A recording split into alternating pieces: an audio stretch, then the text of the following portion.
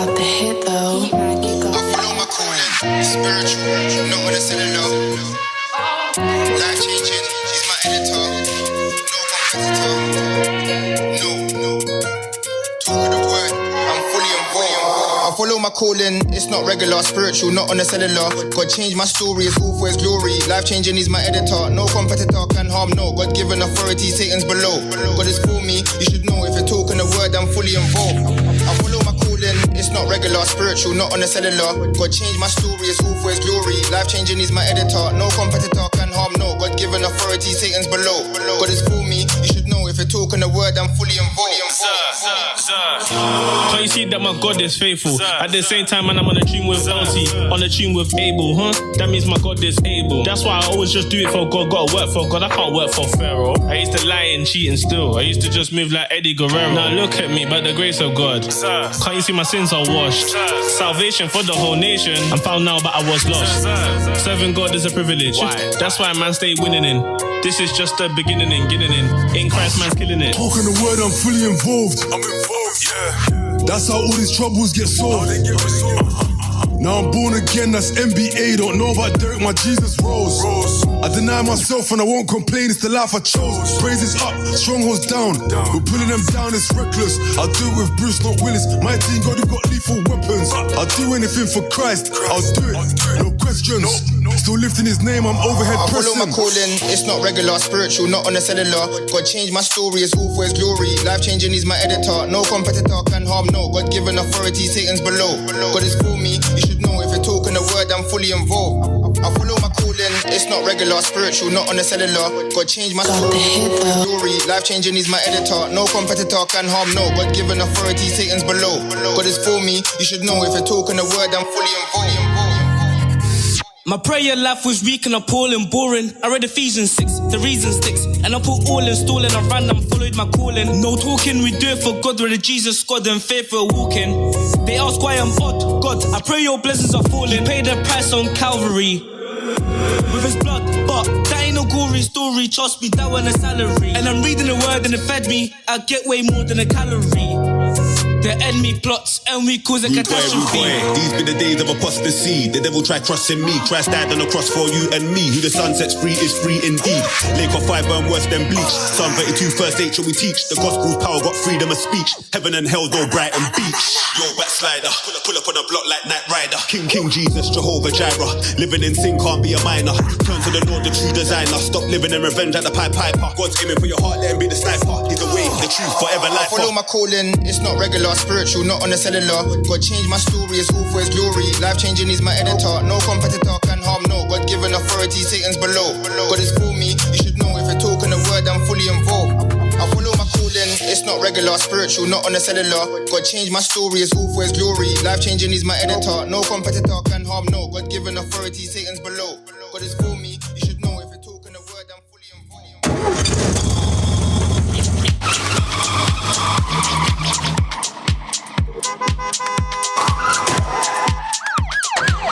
Our journeys through education take many routes from our early years to university.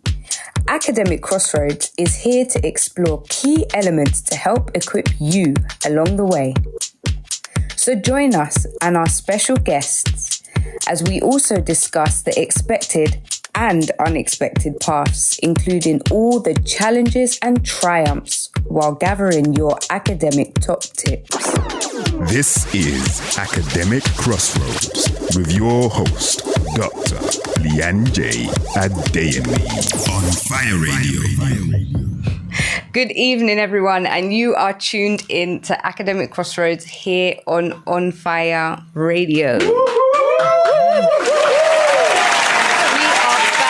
For another episode, and we are bringing you something new this week. We have our What I Wish I Knew series starting, and this is episode 1 of our What I Wish I Knew series, and it is all about apprenticeships.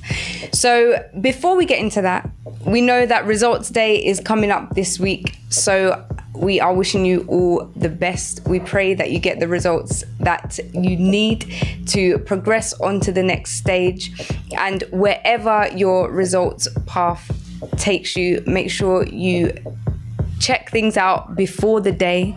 Make sure you have things in place. You know who you need to speak to and what you need to do regardless of your outcomes.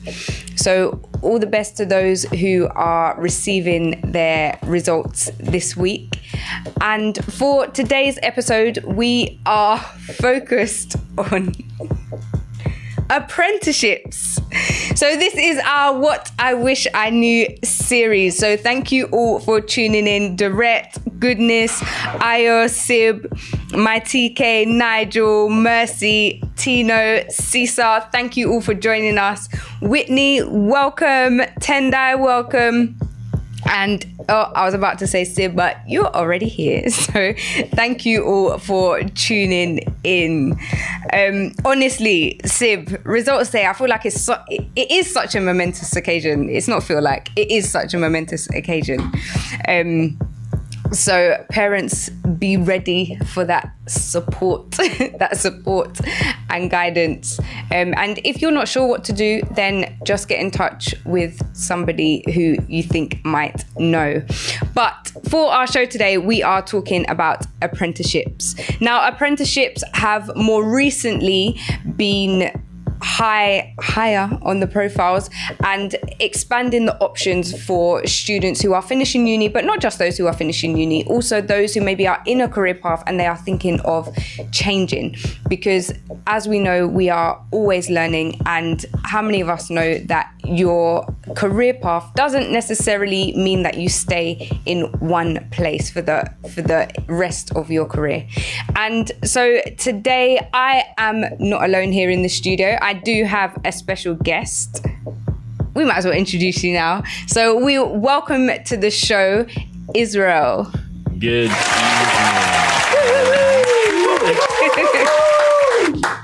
evening. Good evening. My name is Israel. I am a cybersecurity degree apprentice at a prominent housing association in the West Midlands. That's me. Yeah, that's all about me. So thank you so much for joining us here on the show, Israel. So you are like in the thick of your degree apprenticeship, aren't you? Yes, right now? So I'm starting my third year in September, actually. Okay, so, yeah. Nice. So you're here. But before we get into your journey, we'll talk about your parent pitch as well a bit later. But we have got a bit of an icebreaker. We have got a game. Now, you don't have to tell a joke, but you do have to play the game. And so this game is a head-to-head. So we are doing uni versus apprenticeships, and we are going head-to-head with the benefits. So I'll let you start first, but the idea, you say one as quickly as you can, I will say another, and then we will go head-to-head, okay? All right. Are you ready? Ready. Are you sure? Are you sure? I'm sure. All right. I'll let you go first. Okay, no student debt.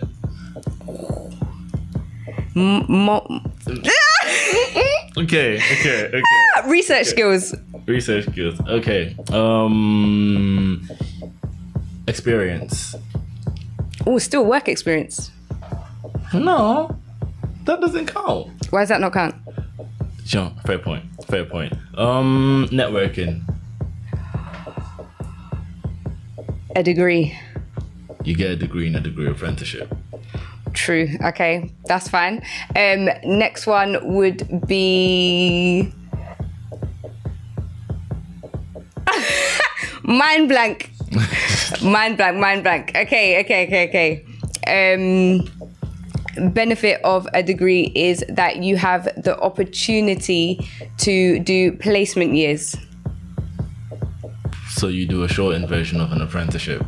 Shortened version of an apprenticeship, yeah. Okay, flexibility in apprenticeship. Okay, flexibility and job prospects. An actual job. Okay, next one will be having people that are with you in the space once you finish. Having people who have who have loads of experience to guide you through your journey. Access to lecturers who have come from industry and they may also have gone straight into teaching as well from their, maybe if they're doing undergrad. Access to training resources and materials that the company could provide for you to aid your apprenticeship journey. Access to research networks. Access to LinkedIn Premium. Premium, you get LinkedIn Premium with your degree apprentice. But I get paid. I don't think that one counts. I don't think that one counts. Technically, no, because a student could do LinkedIn. By my apprenticeship, and I use that to pay for my LinkedIn Premium. I mean, technically, the company pay for LinkedIn. I think I've won this. I think I'll say I've won. As the host, I think you should let the guests win. But hey, each to their own. We don't have no easy wins. There's no easy wins. All right, but like I said, you might not win the game, right? So please, can you let us know a fun fact about yourself? A fun fact about myself: I can solve a Rubik's Cube in under a minute and a half. Under a minute? Under a minute and a half. Don't forget the half. Under a minute and a half. Don't forget the half. I feel like I needed a Rubik's Cube in the studio. Maybe next week. All right, we'll get there. I think we have to do that. We have to see this live. Maybe. But, we'll see. All right, before we get into the next section, we will be back with you in just one moment. This is Academic Crossroads.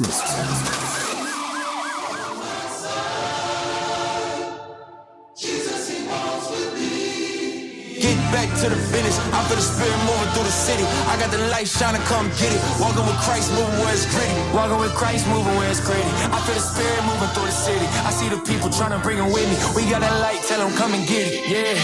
Walk, walk, walk, walk, walk, walk, walk. I walk, walk, walk, walk, walk, walk, walk. We walk. Whoa, I was chasing my glory, then fell asleep. Woke me up and told me to go feed the sheep. Sent me deep in the streets just to bring them peace. Yeah, we be where them blickies be busting, where they end your life with no discussion.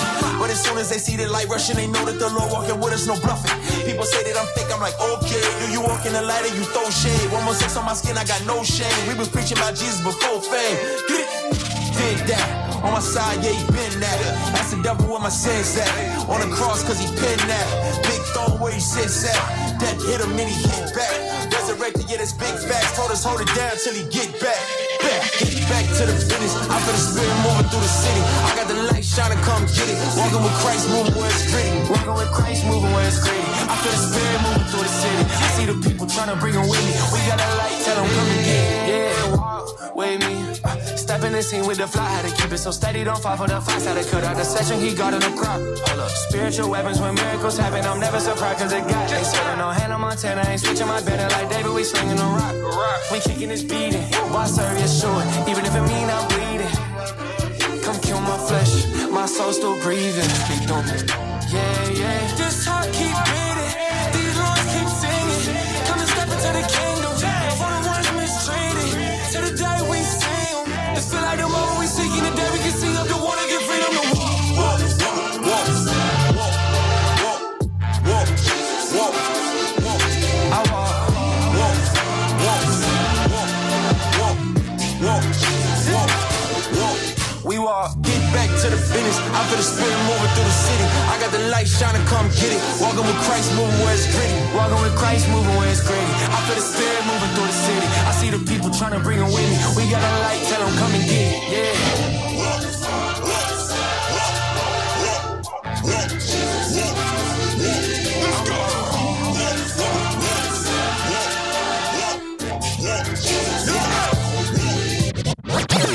Spirit moving through the city. I see the people trying to bring them with me. We got a light, tell them come and get it. Yeah.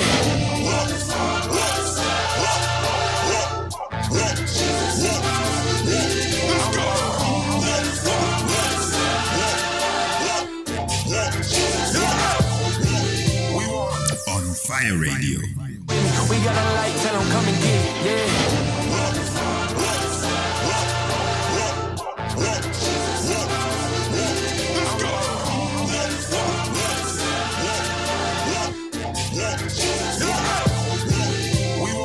On Fire Radio. Anytime, anywhere. Raise your voice and shout, come on.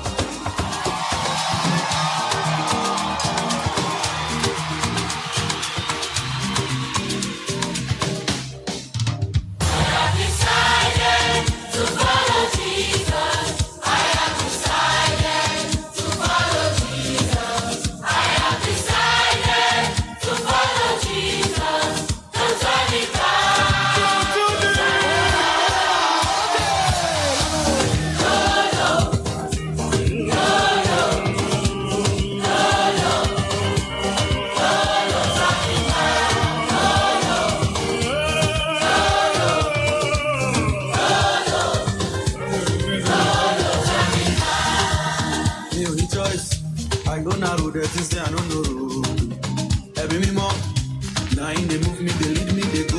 On God, mine is made up. Of course, we're going back. Non-stop, on 2 forts. Then she gone, oh damn good. I'm steady, revving, won't throttle. Got eyes on the prize. But I lie, me go, police, snatching from his hand. If I just know what we need, This is Academic Crossroads. Thank you all for tuning in to Academic Crossroads, where we are featuring our What I Wish I Knew series. And today we are all about apprenticeships, and specifically degree apprenticeships. So like I mentioned earlier, I have my special guest in the studio with me here, Israel. So thank you for joining us. Now, with degree apprenticeships, there are over 170 different degree apprenticeships that are available across 90 universities here in the UK. And a big number, actually, I would say, 46,800 students enrolled in degree apprenticeships between 2022 and 2023. And with that being said, some of them were undergraduates and some of them were master level degree apprenticeships as well. So how did you become part of your degree apprenticeship? What was your journey there? That's a very good question, actually. See, for my journey from degree apprenticeship starts from my background. So I didn't grow up in the UK. Okay. I grew up in Nigeria. And then so when I moved here with my 3 sisters and my parents, that's a lot of money, actually. So financially, we're in a position to send four kids to school. So all 3 of my sisters had gone to uni. None of my sisters liked uni. I'll just caveat this. None of my sisters liked uni. So what's the best way to put this, actually? So when I was in year 9, I just decided I don't think I want to go to uni because, number 1, I'm not a big fan of sitting behind the desk and learning, and then number 2 is I just find myself to be more of a hands-on person. Okay. So in year 9, I started looking at other options, and I found out about apprenticeships. But at this time, degree apprenticeships weren't so popular, and so I was like just looking at normal apprenticeships, and I came across something called a degree apprenticeship, where you get a degree, you get paid, everything else. So I started looking into it. And so this was when, sorry, you said you were in year 9? I was in year 9, okay. yes. Starting early? I started really Get ahead early. of the game. And I think that gave me an added advantage because then every year from year 9, I would look at what degree apprenticeships were available. And then what I started to notice was year on end, there were more and more options being made available in a wide variety of courses. Okay. So I had an idea. So actually, very, very interesting thing. I applied for a few when I was in year 12. I wasn't going into uni. I wasn't leaving college. However, I got to a few interviews just to get the experience, just to know what it would be like. Okay. And then, so that came down to it. I had to also sell it to my parents because I'm Nigerian. There's a whole... we will get into the parent pitch. There's the whole thing there, but had to say them like I'm not going to uni at the end of the day, and just show them the benefits of that. So when that came, I've done my A levels now, and I'm applying to degree apprenticeships, and then there's a few online. I can't really find something in the field that I wanted to do. Okay. So I really wanted to do cybersecurity, but I was seeing things for software engineering, data analyst, but I really wanted to do cybersecurity. So it's only by grace that I did find the one that I am doing now. But so that's just kind of my journey, is just looking at my options from an early age and just knowing I'm not going to uni. Yeah. And I'd already made a decision. If I didn't get a degry apprenticeship, we go again next year. Uni was not an option. I saw my 3 sisters go through it. They didn't like it. I knew I wouldn't like it either. And what did your sister study at uni? My eldest sister studied law. My second sister studied pharmacy, and then my third sister studied media and journalism. Okay, so some quite intense courses as well. But so your 3 sisters went to uni. Yes. So we had a question on our WhatsApp Doc segment last week, and they were asking about apprenticeships, and because they're very new, like you mentioned, isn't it? And so what they were sort of asking about, what are the benefits and things like that. And so how did you pitch that to your parents?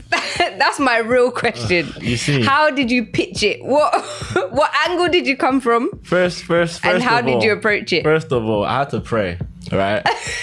that God softens their heart to hear the pitch in the first place. So let's just start there, right? And then to actually pitch it was to focus on the advantages they had, not the advantages they had for me. Okay. The advantages they had for them. Yep. So now 3 sisters gone to uni, all coming out with student loans, student finance. First thing I'm coming to them to say is, look, there's no student loans, no student finance. Big selling point already. And I think the other thing was the experience.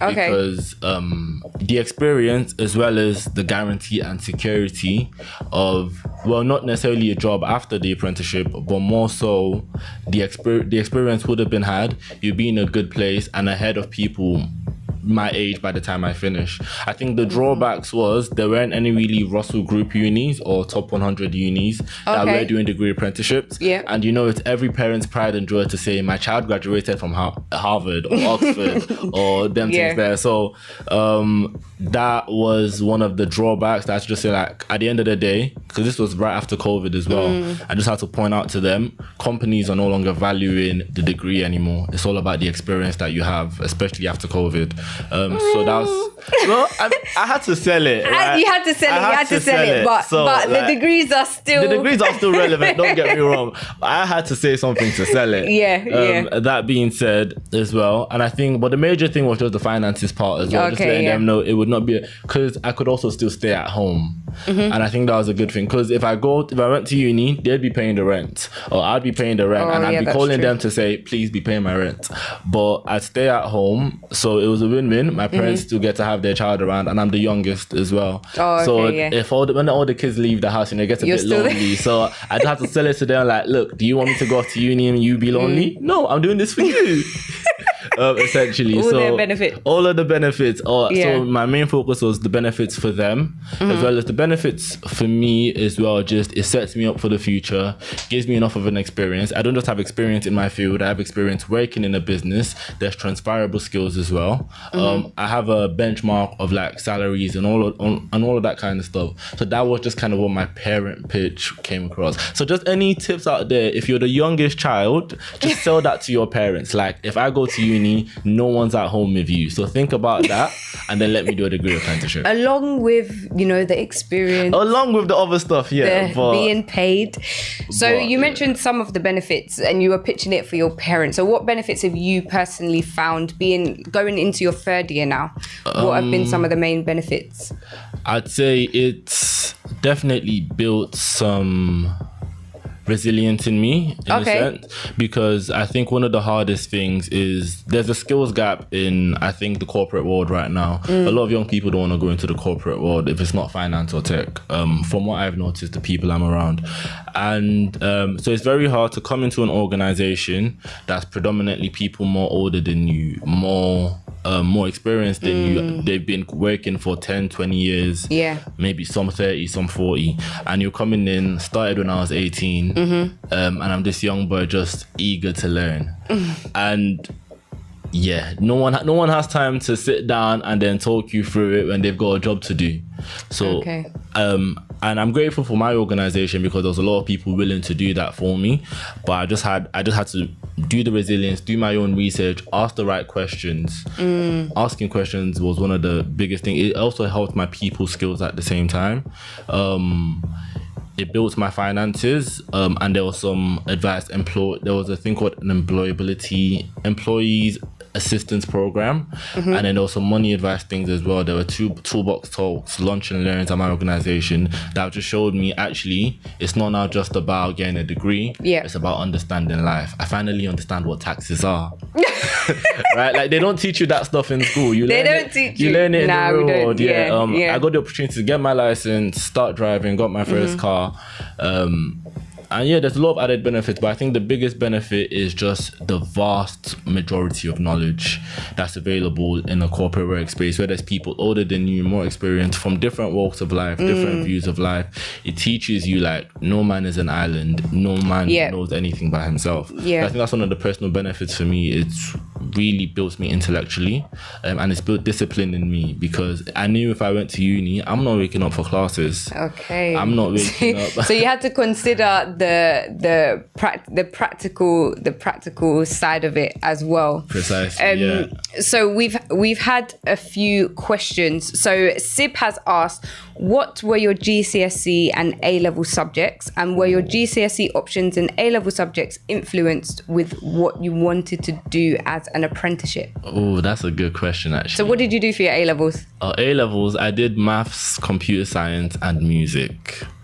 Okay, so maths and computer science, yes, and then music. Up, and then music, yeah, because I always wanted to go into tech anyways. So maths was good, computer science was good, music was amazing, right? Let's just put it that way. And if my I feel like that was your joy subject. music, yeah, that was it was the only thing I looked forward to in college. Okay, yeah. And then for my GCSEs, wow, what did I did history, okay, religious education, RE, and health and social care. Okay, so that's like very different, isn't it? Unrelated at all. Were your A-levels, were they sort of like were they a requirement, your subjects, for the degree apprenticeship you wanted to go into, or not really? Yes. So when I was in secondary school, year 11, when they were telling other people how to get into uni, one key piece of advice that I did take was work backwards. So look at the job or the field that you want to go into, and then work backwards to see what requirements they would like from you to get into uni and whatnot. So I looked in the tech sector. A very common denominator was maths. I knew I wanted to do something computer related with the rise of AI, and a lot of other things. So I just said computer science also. Okay. And then music, because I play instruments and I make music. A lot of instruments. Something like that. And a lot of music. Basically. We've had a few musicians actually. Anyway, okay, so did you have to have done your computer science to get onto your degree apprenticeship, or it wasn't a necessity? It depends on the company, right? So my organization, I'd probably say not as strict. They're more open to your behaviors rather than, because an apprenticeship, you're going to be learning anyways. You just need to have some basic foundational knowledge. So my organization, I don't recall it being a necessity. However, for other organizations that I did apply to, you needed to have done maths and another STEM subject. Okay. So we will get into the thick of the application process in our next episode next week. Yeah. But it's just good to know that you have to have an awareness of what is required in order for your application to be strong when you're applying. We've also had a question. Whitney has said, how much is apprenticeship paying you for promo? She said, I might do an apprenticeship. I'm 30. Great PR, valid points. But in all seriousness, Whitney, if you want to start, you can start whenever you want. It's never too late. And the amount of people 25 years and over that actually applied for degree apprenticeships was actually on the rise when we looked into the research. So you never know. You've got an option. There is an option for you. There is an option for you.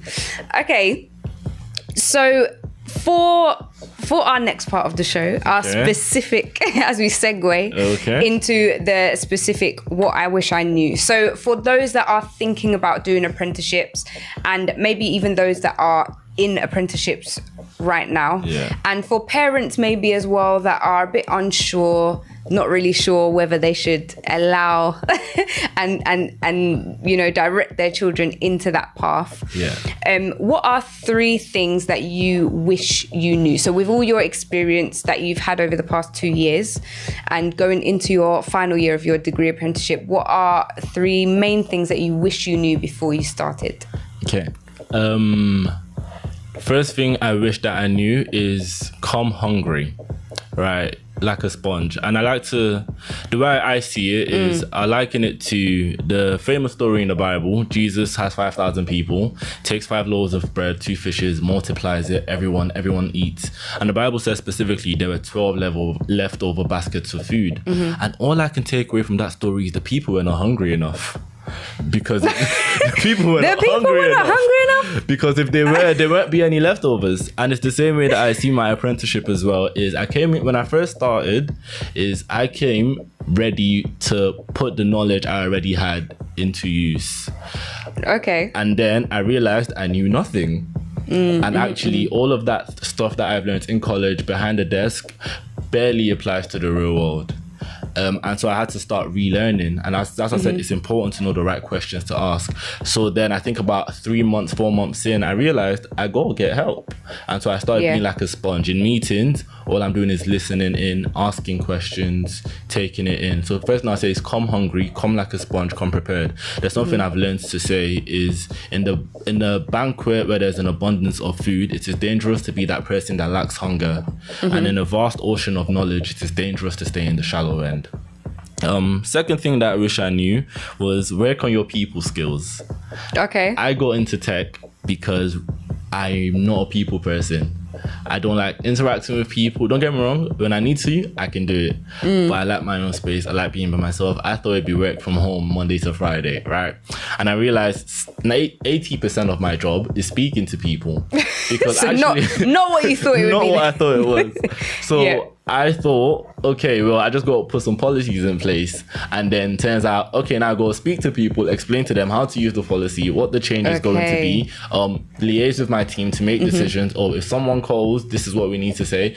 It was a lot of speaking. And I think the very first task that my manager gave me, and I think she doesn't know how much I appreciate this, but it was to go around the business individually, about 1,000 people, and get them to register some security questions for their account. You'd think people can do that themselves, but actually not everyone is as tech savvy as you think they are. Yeah. So I should give a target of 300 people in my first week to go ahead, speak to all these people, get them to register for their security questions, throw me straight into the deep end. Right? No, there was no dipping your toes in. First hour showing me how to do it. The rest of the week, I got to teach other people how to do it and do it with them. Sometimes you really need experiences like that, though, don't you? You, especially when you just need to be put in the position where you're forced and you have to go for it. Yeah. And I think what you mentioned about like the experience and communicating with people, regardless of whether you're doing your degree, whether you're studying, whether you're working there, all the skills are so necessary. Definitely. And so pivotal in your progress. Yeah, communicating with people is it's a staple of actually being successful in any field in life. And I think the last thing is to be honest with yourself. I think for like the first 6 months to a year, I was pushing myself too hard. I was burnt out. But if someone asks me, are you okay? How's work for you? Yeah, no, I'm fine. I'm doing good. Yeah. Because actually, I felt like I had something to prove. I felt like, you know, there's all these people with this experience. I've got to prove myself. I'm studying, sleepless nights, all of these things. And I just realized like sometimes it's okay. It's okay to not be okay. It's okay to be tired. It's okay to just be like, I've got a lot on my plate right now and I need to take some things off, essentially. Yep. So those are the three things I would say I wish I knew when I started. Okay, nice. So we've got some comments. Taddy, you said this level of revelation can only come from Nige. Well, Nigel said the people weren't hungry enough or God just delivers in abundance. I like that question, Nigel. I like that one. I think it's a bit of both. And Taddy's also said, but ask questions and keep showing enthusiasm in the word of advice. My line manager told me before I left my last role. So definitely asking questions. What can you find out from where? What don't you know? And where do you need to go for it? And whether you are studying, whether you are at work, there's always something to learn. There is so much stuff to learn. People are changing roles, things are adjusting. And so we definitely need to make sure we are asking questions. So your 3 things that you wish you knew? Once again, come hungry. Like a sponge. Number 2, what was number 2? Communicating. Yes, communicating, work on your people skills. And number 3 is be honest with yourself. If you're not okay, be able to communicate that you're not okay.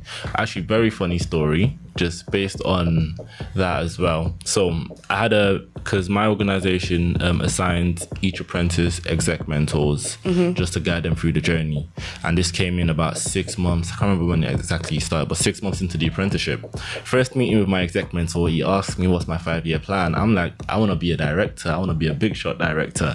And then he asked me a question that just shook my whole existence. He said, what does a director do? I had no idea. Just no idea.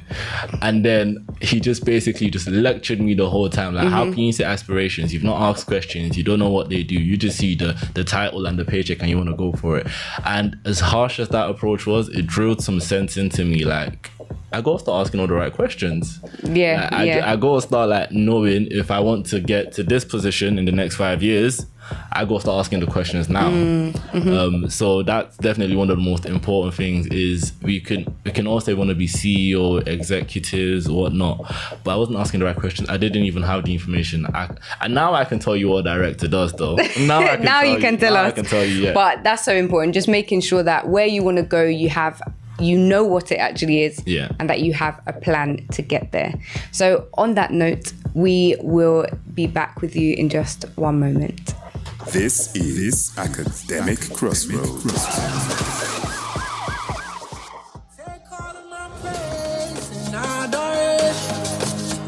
That's all I'd ever bring to you. Nothing else will matter but the satisfaction, knowing I lived it all for you. Take all of my love and my devotion. If that's all I'd ever bring to you, nothing else will matter but the satisfaction, knowing I lived it all for you. So take all of my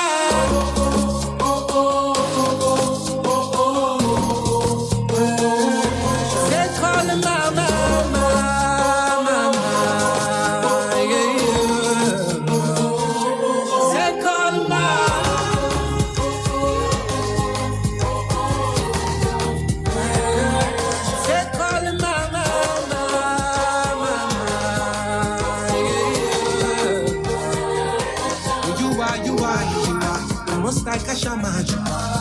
Ale alusado wa uma keki machado wa ni bafia we no replica wakamputa sonda asine boniti sino macho na midano oh you are the most like a shamachupa ale alusado wa uma keki machado wa ni bafia we no replica wakamputa sonda asine boniti sino macho na midano. Take all of my praise and adoration. That's all I'd ever bring to you. Nothing else will matter but the satisfaction, knowing I lived it all for you. Take all of my love and my devotion. That's all I'd ever bring to you. Nothing else will matter but the satisfaction, knowing I lived it all for you. Alelele. Everything is your power, everything is your, we don't fear nothing. Stand at the matter for one like a showing us. And it's constant and it's right. But you when we just get inside it. I won't take a sitter, I won't take a breather. I won't kiss my chupa. Elevation, adoration. Don't stop, you can go on and on and on me. Shama will me, keep my coming. Territory, where you mark on your territory. You can take all of the territory.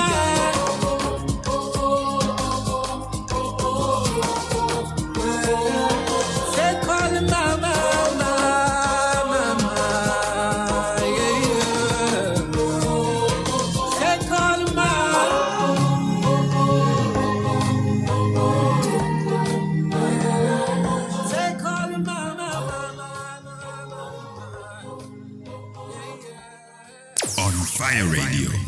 Anytime, anywhere. Welcome back to Academic Crossroads here on Fire Radio. I am your host, Dr. Leanne Jaye, and we also have Israel live in the studio. Woo! So we have been perspectives and also the importance of coming hungry. Yes. and communicating with people, but also being honest with ourselves. Yes. So before we take a step into the next part of our What I Wish I Knew series, we will be bringing to you... I inquire to ask him, what's up, You get the dog? reference, Israel? No. Wait. What? I don't... You don't get the reference? I'm quite young. What's the Okay, it's okay, don't worry. Oh, sorry. It's all right. Sorry. I tried, guys. If you know, you know. If you know, you know. So What's Up, Doc is here for you to send in your questions and we will get them answered throughout the shows as they come. So our question for this week is, how do you stay motivated and focused in such a demanding career path, especially when you feel overwhelmed? Now, I think this links perfectly with what you mentioned about being honest with yourself. So yes. I'm going to let you answer this from your perspective on your degree apprenticeship, where you are studying and you are working full-time as well. Yeah. And so how do you stay motivated and focused in such a demanding career path? Number one, don't get into it just for the money, right? Because at the end of the day, money will never be enough. I got into what I'm doing, cybersecurity, because I had a passion for it. Now, when passion's already there, you stay motivated by not letting your passion turn into a paycheck. Because once it becomes just for the money, there's no motivation except when's my next paycheck, But actually, when that passion is still there, you are motivated to do better, to be better at your field, especially in my field. Cybersecurity is changing every day. There's AI, there's everything. And I'm so eager to learn more because I have a passion for it. So that's number one. Have a passion for what you want to do. And it's okay to start an apprenticeship and realize this isn't actually what I wanted to do, because there are opportunities. My organization did do... So my half of my first year, half of my second year was taken out for shadowing. So shadowing around the business, seeing other areas, just in case at the end of the degree we decide I actually don't want to do this.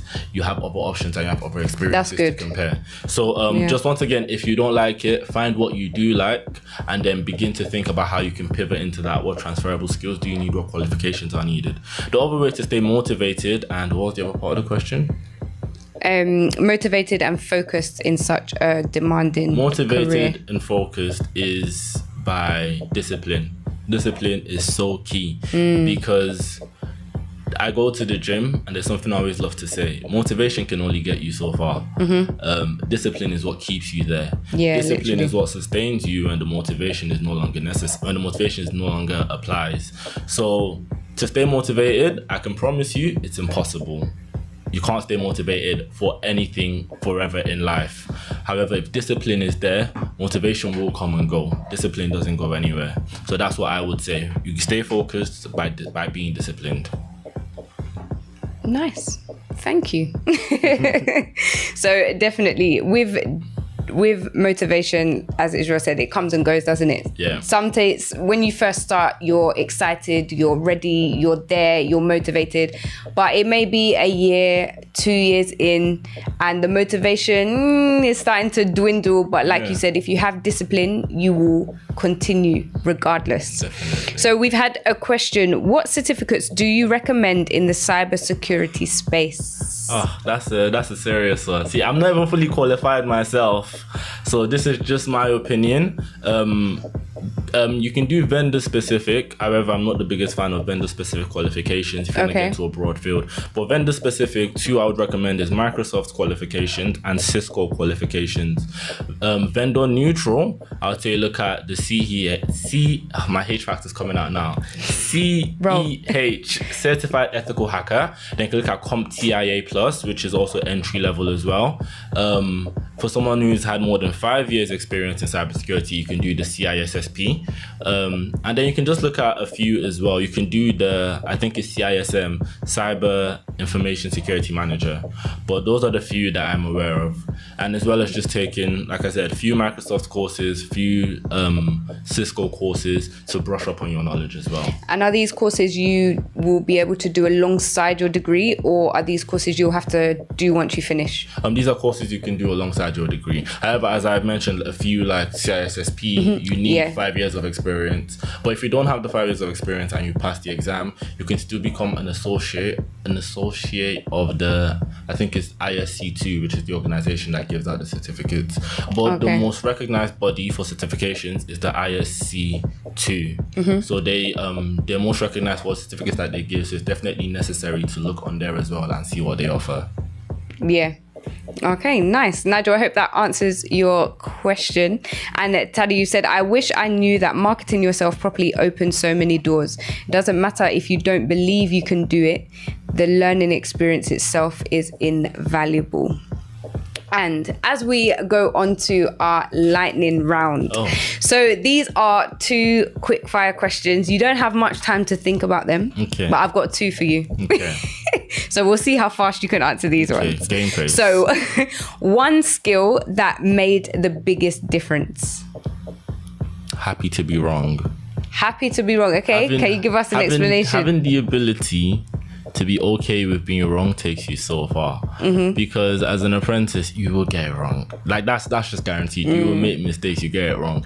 And if you're comfortable with making mistakes, if you're okay with getting it wrong, because you have to be okay with getting it wrong to be able to learn.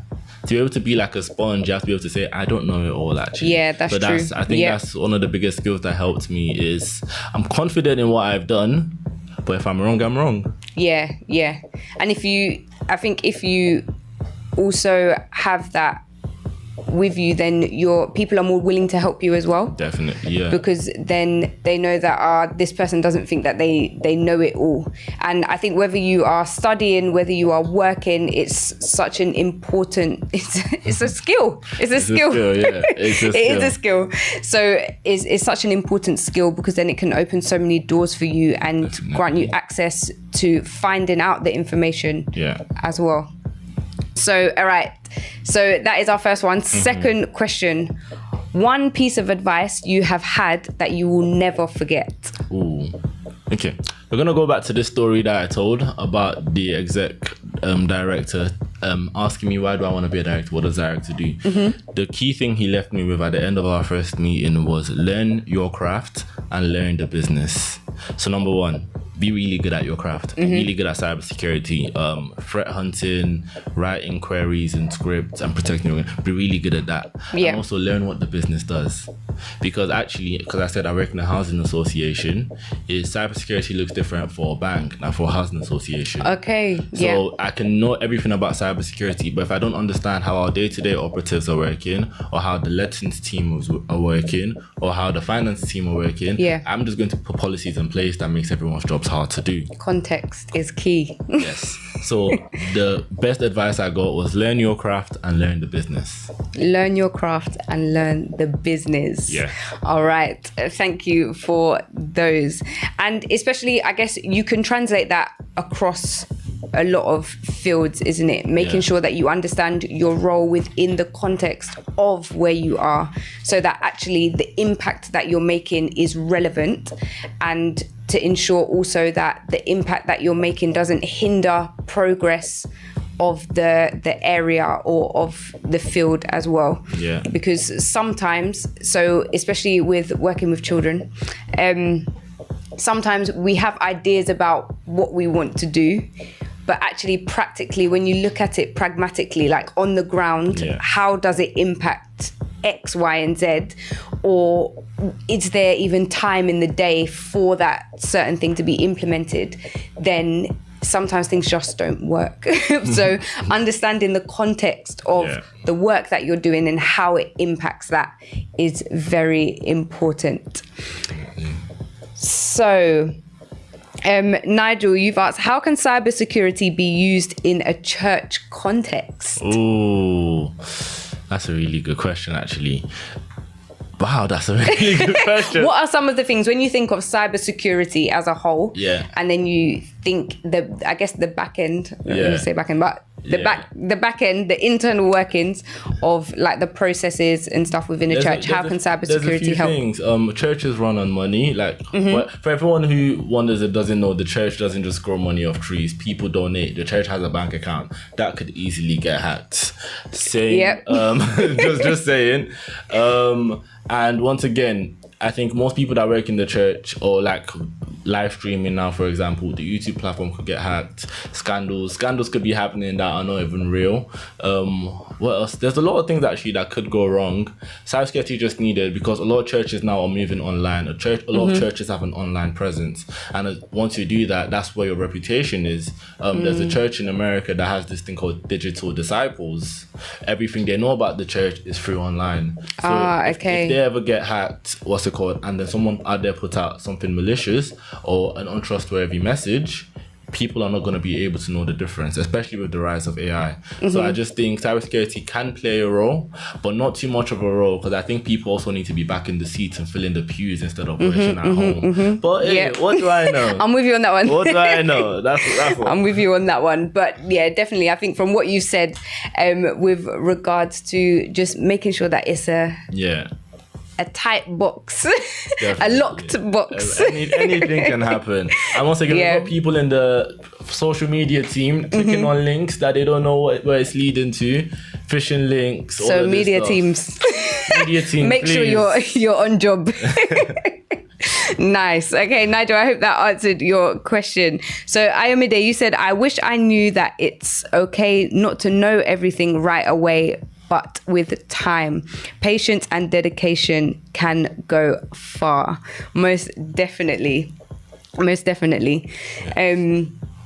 So nice. And I'm looking at the time, and we are coming close to the end. Yes. So today we have focused a bit on your journey and how you got into your degree apprenticeship. We focus on your parent pitch. So for parents that are thinking, oh, my child wants to go into a degree apprenticeship, or you're just thinking, oh, maybe this is a good option, then there was a little bit in there for you as well. And for those of you that want to pitch an apprenticeship to your parents, then take notes, take notes, because they are in there for you. But just before we wrap up this episode, because you will be back next week, and next week we will be delving more into the actual application process and how to get your application up there with the best that is being seen for what you are applying for.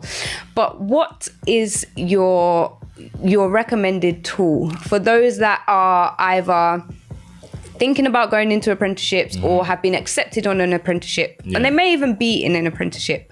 What is part of your toolbox? What is one of your recommended tools you would suggest? For those looking for apprenticeships, there are two, apart from just doing a general search, there were two websites I did use, is Not Going to Uni and Rate My Apprenticeship. Okay, and so Not Going to Uni and Rate My Apprenticeship. Yes, those are the two websites that I used. One of my tools was starting early, as I've already mentioned, gave me a broad perspective of actually what the market is already like. Get on LinkedIn. I will talk about this next week, but actually one of the requirements for me to get my degree apprenticeship was I had to create a LinkedIn profile. So getting on LinkedIn is essential. Get there early. There's people with experience, people who are doing what you want to do on LinkedIn, that are sharing their journey and sharing their story. And then there are two networks, one for aspiring or current apprentices called the Black Apprentice Network, mainly tailored towards people of ethnic minorities, but specifically Black people. And then there's the Apprenticeship Ambassador Network for those who are already apprentices. And I think, those are the majority of my tools that I would definitely recommend. Okay, nice. So you've said the tools of Not Going to Uni and Rate My Apprenticeship to help you navigate the apprenticeship space. Get there early, apply as early as possible, and make sure you get on LinkedIn, see what other people are doing, and make sure you also make your online presence a presence. Just be there. Be there. Okay. Be in the room where it happens. Okay, nice. And the Black Apprenticeship Network. Yes. And the Apprenticeship Ambassadors. Network. So we will be going into those more next week. So make sure you tune in for our show, because we will be continuing this episode all about what I wish I knew on apprenticeships. So unfortunately, that is all we have time for today. But thank you all so much for joining us, and thank you, Israel, for joining us here in the studio. You will be back next week, so we're not done yet. And I'm bringing a Rubik's Cube. We'll see. We have to see this live. I feel like this has to be a live thing. So please blindfold. No. You have to make sure you practice. But we trust you. So we will be bringing a Rubik's Cube and talking all things apprenticeships, applications. So thank you. I've been your host, Dr. Leanne Jaye, with my special guest, Israel. And you've been tuned into Academic Crossroads. So we will be back same time, same place here next week on Fire Radio. And don't forget, stay tuned because Youth Beat is up next. You have been listening to Academic Crossroads. Join us same time next week for more academic top tips with your host, Dr. Leanne Jaye Adeyemi.